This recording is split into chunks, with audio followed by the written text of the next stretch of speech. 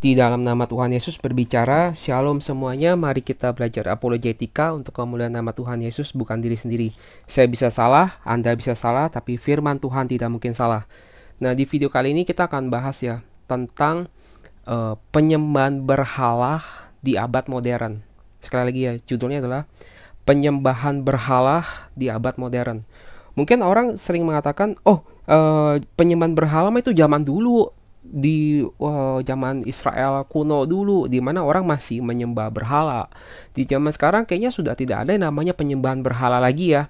Nah, coba kita akan menelisik dulu ya, seperti apa sih penyembahan berhala dan kenapa penyembahan berhala itu dilarang di dalam kekristenan ya. Kita tidak berbicara tentang sudut pandang agama lain ya. Jadi kita akan bahas ini dari sudut pandang kekristenan. Nah, menurut Ulangan 4 ayat 15, hati-hatilah sekali sebab kamu tidak melihat sesuatu rupa daripada Tuhan pada hari Tuhan berfirman kepadamu di Horeb dari tengah-tengah api. Ya, di sini firman Tuhan mengatakan Tuhan itu tidak, ketika Tuhan menjumpai bangsa Israel, Tuhan tidak menampakkan rupa kepada bangsa Israel. Maka dibilang supaya jangan kamu berlaku busuk dan dengan membuat bagimu patung yang menyerupai berhala apapun, yang membentuk laki-laki atau perempuan, yang membentuk binatang yang di bumi, atau berbentuk burung bersayap yang terbang di udara, ya, atau berbentuk binatang yang merayap di muka bumi, atau berbentuk ikan yang ada di dalam air di bawah bumi. Jadi kita tidak boleh membentuk rupa apapun menggambarkan Tuhan ya. Dan juga supaya jangan engkau mengarahkan matamu ke langit, sehingga apabila engkau melihat matahari, bulan, dan bintang, segenap tentara langit, engkau disesatkan untuk sujud menyembah dan beribadah kepada sekalian itu. Jadi tidak boleh juga menyembah kepada matahari, bulan, bintang, termasuk kepada malaikat-malaikat juga tidak boleh disembah ya. Yang justru diberikan Tuhan Allahmu kepada segala bangsa di seluruh kolong langit sebagai bagian mereka. Jadi hal ini dengan tegas Tuhan menyatakan Tuhan tidak mau ada berhala dalam bentuk apapun, itu patung atau gambar apapun yang menyerupai apapun itu ya, untuk disembah gitu. Makanya ketika dahulu bangsa Israel membuat patung anak lembu emas dan akhirnya mereka memuja patung anak lembu emas itu dan menyembahnya, dan mereka mengatakan anak lembu emas ini adalah Tuhan Allah Israel. Disitulah Tuhan murka kepada bangsa Israel saat itu. Jadi ini adalah satu perintah yang tegas, tidak boleh manusia membuat patung menyerupai apapun juga gitu. Bukan hanya binatang, tetapi laki-laki atau perempuan atau apapun tidak boleh ya. Dan ayat ini juga masih berlaku sampai perjanjian baru ya. Ayat ini juga berlaku sampai perjanjian baru, di mana kita di masa perjanjian baru pun ya, Roma 1 ayat 23, kita di masa perjanjian baru pun kita tidak boleh membuat gambaran patung-patung atau apapun itu juga gitu ya. Ini masih berlaku sampai sekarang ya. Seperti di Roma 1 ayat 23 ditegaskan, mereka ya adalah orang-orang yang ini mereka menggantikan kemuliaan Allah yang tidak fana dengan gambaran yang mirip dengan manusia yang fana, burung-burung, binatang-binatang yang berkaki 4, atau binatang-binatang yang menjalar gitu ya. Ini ada suatu kemurkaan, membangkitkan Tuhan murka gitu, karena manusia tidak boleh membuat gambaran apapun ya, menyerupai apapun juga gitu untuk disembah gitu ya. Nah, dan kalau kita ditanya ya, mengapa Tuhan itu tidak suka dibentuk gambaran apapun yang menyerupai diri dia gitu. Untuk Tuhan menyerupai apapun, kenapa tidak boleh gitu? Ini yang jadi suatu pertanyaannya. Kalau kita buka dari Alkitab ya, mengapa Tuhan tidak memperbolehkan? Karena kita buka ke Yesaya 42 ayat 8. Yesaya 42 8. Aku ini Tuhan, itulah namaku. Aku tidak akan memberikan kemuliaanku kepada yang lain, atau kemasyuranku kepada patung atau kepada berhala apapun. Jadi Tuhan menegaskan Tuhan tidak akan memberikan kemuliaannya kepada apapun itu juga. Jadi manusia tidak boleh membuat patung untuk disembah. Nah, mengapa? Karena gambaran Allah itu adalah gambaran kemuliaan Allah gitu. Tuhan punya satu gambaran kemuliaan yang tidak akan Tuhan berikan kepada patung atau berhala apapun gitu. Jadi gambaran Allah identik dengan kemuliaan. Nah, seberapa mulia gambaran itu kalau kita melihat ke Kejadian 9 ayat 6 ya. Siapa yang menumpahkan darah manusia, darahnya akan tertumpah oleh manusia, sebab Allah membuat manusia itu menurut gambarnya sendiri. Jadi dari ayat ini kita bisa mengetahui kalau ternyata Tuhan menciptakan manusia menurut gambar dan rupa Allah. Menurut gambar Tuhan diciptakan manusia. Karena itulah manusia menjadi makhluk yang spesial dibandingkan jutaan spesies di alam semesta ini. Mungkin manusia menjadi makhluk yang spesial karena manusia diciptakan menurut rupa dan gambar Allah. Ya, artinya Tuhan sudah memiliki rupa dong. Yes, Tuhan punya gambaran itu sendiri. Dan ya, kalau kita buka ya ke Roma 5 ayat 14 ya. Dikatakan, sungguh pun demikian maut telah berkuasa dari zaman Adam sampai kepada zaman Musa, juga atas mereka yang tidak berbuat dosa dengan cara yang sama seperti yang dibuat oleh Adam, yang adalah gambaran Dia yang akan datang. Jadi Adam diciptakan menurut gambaran Dia yang akan datang gitu ya. Siapakah gambaran Dia yang akan datang ini? Ternyata sebelum Tuhan menciptakan alam semesta ini, Tuhan sudah menetapkan gambaran atas diri Dia. Tuhan yang adalah roh. Ya, Tuhan yang adalah roh yang tidak terbatas oleh ruang dan waktu itu. Tuhan adalah the invisible God. Tapi Tuhan telah menetapkan satu gambaran bagi diri Dia. Siapakah gambaran atas diri Tuhan itu? Gambaran atas diri Tuhan, gambaran kemuliaan Tuhan itu adalah Tuhan Yesus. Kalau kita buka ke Kolose 1 ayat 15. Yesus itu adalah gambar Allah yang tidak kelihatan. He is the image of the invisible God. Yang sulung lebih utama dari yang segala diciptakan. Sebelum Tuhan menciptakan alam semesta ini, Tuhan sudah menetapkan gambaran atas diri Dia, yang yaitu Yesus. Bahkan Adam diciptakan menurut gambaran Yesus. Adam adalah gambaran dari Dia yang akan datang. Jadi manusia diciptakan menurut gambaran Yesus. Ya. Jadi sebelum alam semesta ini ada, Tuhan sudah menetapkan gambaran atas diri Dia, gambaran kemuliaan Allah, yaitu Yesus Kristus ini. Karena di dalam Dialah telah diciptakan segala sesuatu yang ada di sorga dan yang ada di bumi, yang kelihatan dan yang tidak kelihatan, baik singgasana maupun kerajaan, baik pemerintah maupun penguasa, segala sesuatu diciptakan oleh Dia dan untuk Dia. Jadi Tuhan Yesus ini yang adalah gambar dari Allah yang tidak kelihatan ini, Dialah yang menciptakan segala sesuatunya, sebab Dia adalah Tuhan. Dan segala sesuatu diciptakan oleh Dia dan untuk Dia, untuk Yesus ya. Jadi kita bisa menemukan kalau Yesus itu adalah gambaran kemuliaan Allah ya. Ketika Tuhan melarang bangsa Israel untuk menyembah apapun ya yang manusia bentuk, karena Tuhan sudah punya gambaran sendiri, dan gambaran itu adalah Yesus. Yesus adalah gambar dari Allah yang tidak kelihatan itu. Dan bagaimana kita menyembahnya? Bukan berarti kita membuat patung Yesus, bukan. Sebab ya, Tuhan itu adalah roh. Tuhan itu dalam ada roh, maka kita harus menyembahnya dalam roh dan kebenaran, ya. Dan kita meninggikan kemuliaannya, kita menempatkan kemuliaan Tuhan yang paling tinggi, karena Dia adalah gambaran kemuliaan Allah. Kalau kita buka lagi ke 2 Korintus 4 ayat 3 ya. 2 Korintus 4 ayat 3. Jika Injil yang kami beritakan masih tertutup juga, maka ia tertutup untuk mereka yang akan binasa, yaitu orang-orang yang tidak percaya, yang pikirannya telah dibutakan oleh ilah zaman ini, sehingga mereka tidak melihat cahaya Injil tentang kemuliaan Kristus, yang adalah gambaran Allah. Jadi Kristus ini adalah gambaran Allah. Ya, Dia adalah cahaya kemuliaan. Dia adalah gambaran kemuliaan Allah itu sendiri. Maka kalau kita buka lagi ya ke Ibrani 1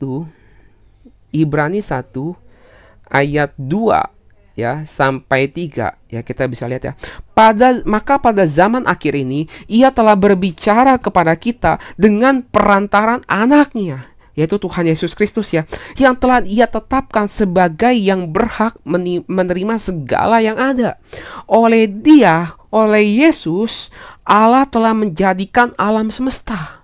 Ya, segala alam semesta ini dijadikan oleh Dia dan untuk Dia, untuk oleh Yesus dan untuk Yesus. Ia adalah cahaya kemuliaan Allah dan gambar wujud Allah. Ya, Yesus adalah gambar wujud Allah dan menopang segala yang ada dengan firman-Nya yang penuh kekuasaan. Dan setelah Ia selesai mengadakan penyucian dosa, Ia duduk di sebelah kanan yang maha besar, di tempat yang tinggi. Jadi kita melihat tentang gambaran kemuliaan Allah di tempat yang tinggi. Ya, kemuliaan Allah itu adalah Yesus. Maka yang patut ditinggikan, yang patut dimuliakan, maka kita adalah Tuhan Yesus, karena Dia adalah gambaran kemuliaan Allah. Maka di dalam iman Kristen kita seringkali mengucapkan, biarlah segala kemuliaan bagi nama Tuhan. Karena Dialah yang tempat yang maha tinggi itu, di tempat yang sangat mulia itu. Nah, maka ada satu penyembahan berhala di abad modern, ya. Apa itu penyembahan berhala di abad modern? Yaitu mencoba menyembah atau mengkultuskan, ya, atau memuja, menyembah, mengkultuskan atau memuja suatu sosok lain, satu sosok yang ingin disejajarkan setara dengan Kristus. Ya, padahal kita dengan kitab suci kita melihat Tuhan Yesus adalah Tuhan di atas segala Tuhan, di mana segala lutut bertekuk lutut, tidak ada lebih tinggi daripada Tuhan Yesus. Tapi ketika seseorang mencoba untuk memuja, mengkultuskan atau menyembah satu sosok, ya, yang ingin disetarakan dengan Kristus, bahkan ingin dicoba lebih tinggi dari Kristus, coba untuk dikultuskan lebih tinggi dari Kristus, maka itu adalah penyembahan berhala abad modern. Sekali lagi ya, ketika seseorang mencoba menyembah, mengkultuskan atau memuja satu sosok yang berusaha sosok itu ditempatkan setara dengan Kristus atau melebihi Kristus, itu adalah antikristus, dan itu adalah penyembahan berhala di abad modern. Seumpama kita mengenal, ya, Alkitab mengatakan dengan jelas, alam semesta ini dijadikan oleh Yesus dan untuk Yesus, oleh Dia dan untuk Dia. Jadi jika kita dikasih satu pengajaran, ya, oh, alam semesta dijadikan oleh karena sosok ini, gitu. Artinya sosok itu berusaha untuk ditempatkan setara dengan Kristus. Oh, karena sosok ini Tuhan menjadikan alam semesta, maka sosok itu berusaha untuk disetarakan dengan Kristus. Seperti kita mengenal, Yesus adalah satu-satunya sang juru selamat itu, juru selamat dunia. Jika ada orang mengatakan ada sosok ini menjadi sang juru selamat, maka sosok itu berusaha untuk ditempatkan setara dengan Kristus, dan itu adalah penyembahan berhala. Mencoba untuk mencari kemuliaan, meninggikan diri, itu adalah penyembahan berhala di abad modern. Itu adalah antikristus. Kalau kita buka, ya, ke apa definisi dari antikristus itu, ya, kalau kita buka ke 1 Yohanes 2, ya, ayat 18, ya. Anak-anakku, pada waktu ini adalah waktu yang terakhir, dan seperti yang telah kamu dengar, seorang antikristus akan datang. Akan datang seorang antikristus. Sekarang telah bangkit banyak antikristus. Sekarang sudah banyak. Jadi antikristus itu bukan cuma satu, ada banyak antikristus sudah bermunculan, ya. Itulah tandanya bahwa waktu ini adalah benar-benar waktu yang terakhir. Apa sih itu antikristus? Kalau kita melihat definisi dari antikristus itu atau antikristos, ya. Antikristus itu artinya adalah, ya, antara seseorang, either one who puts himself in the place. Seseorang ingin menempatkan dirinya di dalam satu tempat, ya, yang setara, menempatkan atau berusaha untuk menggantikan posisi Kristus, atau dia menjadi musuh daripada Kristus, ya. Jadi ada satu sosok yang berusaha untuk meninggikan diri dia, untuk menempatkannya dalam posisi Kristus, ya, atau dia ingin menjadi lawan Kristus. Itu adalah antikristus. Lawan yang berusaha untuk meninggikan diri itu. Ingin disembah, ingin dipuja, ingin dikultuskan. Suatu sosok itu ingin dikultuskan seperti sosok yang sangat istimewa, sejajar dengan Kristus, atau ingin lebih daripada Kristus. Itu adalah sang antikristus itu, ya. Dan ada banyak antikristus. Tapi Tuhan Yesus bilang, di Alkitab bilang akan muncul sang antikristus. satu orang antikristus lagi, yang penggenap itu yang terakhir itu. Ya, kalau kita melihat ya apa yang Tuhan Yesus sampaikan juga ya. Kalau kita buka ke Matius 24, ada satu peringatan yang Tuhan Yesus sampaikan, Matius 24 ayat 23. Ya, pada waktu itu jika orang berkata kepada kamu, lihat Mesias ada di sini atau Mesias ada di sana, jangan kamu percaya. Mesias itu apa? Mesias itu adalah Kristus ya. Jika ada orang, look here is the Christ, or there is his, atau Kristus ada di sini, Kristus ada di sana. Kata Tuhan Yesus ya, hati-hati, jangan kamu percaya. Sebab Mesias palsu ya, atau the false Messiah atau false Christ ya, dan nabi-nabi palsu akan muncul. Jadi bukan cuma satu, akan ada muncul Mesias palsu dan nabi-nabi palsu ini. Kita hidup di zaman di mana gambaran Allah ini sudah nyata. Jika zaman perjanjian lama di mana Tuhan belum menyatakan gambar kemuliaan Allah itu, mungkin manusia masih menyembah patung, berhala-berhala. Tetapi ketika Tuhan Yesus sudah menyatakan dirinya, Tuhan Yesus adalah gambaran kemuliaan Allah, maka hati-hati. Penyembahan berhala modern bisa jadi adalah Mesias palsu, antikristus, nabi-nabi palsu yang berusaha untuk dikultuskan, untuk dipuja, ingin disejajarkan dengan tempat Kristus yang maha mulia itu. Ya. Dan hati-hati jangan sampai kita mengikuti Mesias palsu, nabi-nabi palsu, atau antikristus itu ya. Sehingga sekiranya mereka dapat disesatkan, sehingga mungkin mereka menyesatkan orang-orang pilihan juga. Jadi mereka akan berusaha untuk menyesatkannya. Camkanlah aku sudah mengatakannya terlebih dahulu kepadamu ya. Nah, mungkin ada orang mulai berpikiran, oh jangan-jangan si A nih, oh jangan-jangan si B nih, oh jangan-jangan nabi itu tuh, oh jangan-jangan nabi ini nih yang sebagai Mesias. Ya, tapi ada satu yang menarik di sini ya. Sebab Mesias palsu dan nabi-nabi palsu akan muncul dan mereka akan mengadakan tanda-tanda yang dahsyat dan mukjizat-mukjizat, sehingga sekiranya mungkin mereka menyesatkan orang-orang pilihan juga.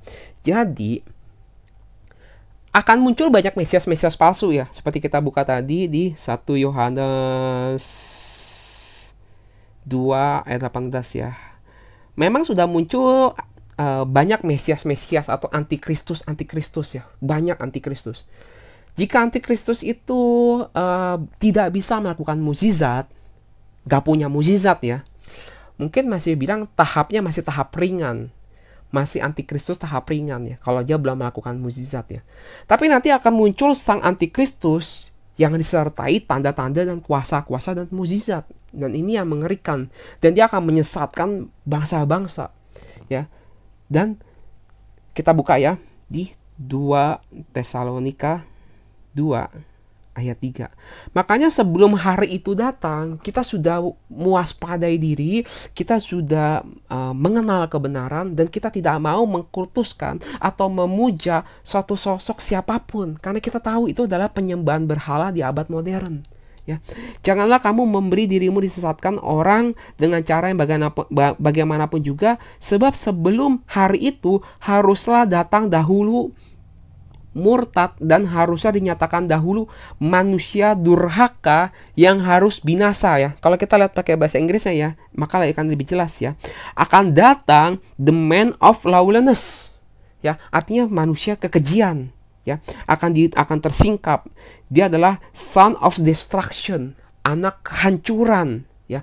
Ini satu sosok yang mengerikan ya, yaitu lawan yang meninggikan diri. Ya, ini benar-benar sang antikristus ya, yaitu lawan yang meninggikan diri di atas segala yang disebut atau yang disembah sebagai Allah. Ini suatu sosok yang ingin meninggikan diri ya, ingin mencoba meraih posisi kemuliaan Kristus itu. Bahkan ia duduk di bait Allah dan mau menyatakan diri sebagai Allah. Nah, ini ya yang patut kita renungkan, tapi kita juga tidak boleh sembarang tafsir ya. Apa yang dimaksud dengan duduk di bait Allah ini? Apakah bait Allah ini dalam pengertian bait Allah fisik yang di Yerusalem, di mana sekarang kita tahu bait suci di Yerusalem sudah hancur, atau artinya nanti bait suci di Yerusalem akan berdiri lagi, dan ketika bait suci Yerusalem berdiri maka sosok antikristus ini akan muncul? Kita tidak tahu. Atau mungkin yang dimaksud dengan bait Allah adalah gereja milik Tuhan, nanti antikristus akan muncul di dalam gereja milik Tuhan? Kita juga tidak tahu. Tapi di sini dikatakan bahkan ia duduk di bait Allah. Ya, hati-hati, jangan-jangan dia ada di dalam dunia kekristenan sendiri ya, dan mau menyatakan diri sebagai Allah ya.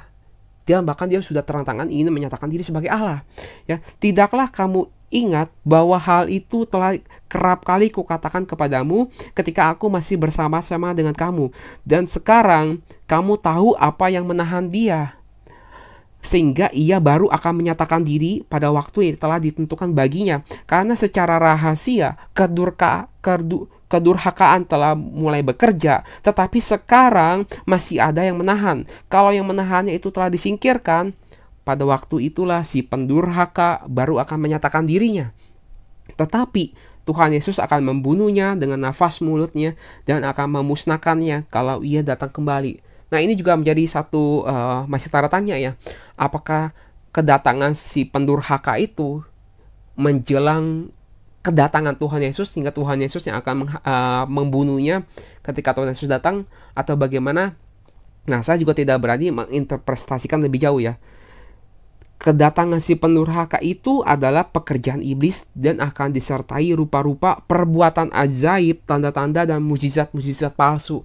Dan kita diperingatkan ya, hati-hati ketika ada sosok yang mencoba untuk meninggikan diri, ingin dikultuskan, ingin dipuja ya, dan disertai oleh tanda-tanda dan mujizat-mujizat palsu ya. Ada satu tanda yang mengiringi kedatangan sang antikristus itu adalah dia disertai oleh tanda-tanda dan mujizat-mujizat palsu. Sepanjang zaman ya, sepanjang zaman kita tahu, dari sejak Tuhan Yesus sudah menyatakan dirinya 2000 tahun yang lalu, sepanjang zaman ini sudah bermunculan antikristus, di mana orang-orang yang ingin mencoba meninggikan diri dia, ingin dikultuskan, ingin dianggap sosok yang spesial, ingin disejajarkan dengan Kristus ya, bahkan ingin mencoba melebihi Kristus, sosok itu. Tapi nanti akan datang benar-benar sang antikristus yang benar-benar lebih dahsyat, yang disertai dengan rupa-rupa perbuatan ajaib, tanda-tanda, dan mujizat-mujizat palsu ya. Dengan rupa-rupa tipu daya jahat terhadap orang-orang yang harus binasa karena mereka tidak menerima dan mengasihi kebenaran yang dapat menyelamatkan mereka. Jadi kita untuk menghadapi hari itu, kita harus berpegang teguh atas kebenaran yang kita pegang, yaitu Alkitab ya, yang kita pegang baik-baiknya sampai kita disesatkan oleh siapapun juga. Itulah sebabnya Allah mendatangkan kesesatan atas mereka. Jadi Tuhan membiarkan dan menyebabkan mereka percaya akan dusta ya, karena mereka sudah nggak mau percaya gitu. Supaya dihukum semua orang yang tidak percaya akan kebenaran dan suka kejahatan. Jadi jangan sampai kita masuk dalam kelompok orang-orang yang memang sudah mengeraskan hati kita menjadi bebal dan kita mengikuti si manusia durhaka itu yang mencoba untuk meninggikan diri, ingin dikultuskan, dan dia adalah sang antikristus itu. Dan dari sekarang kita udah mewaspadai tentang bahaya penyembahan berhala di abad modern, dan kita tidak mau mengkultuskan sosok siapapun dia.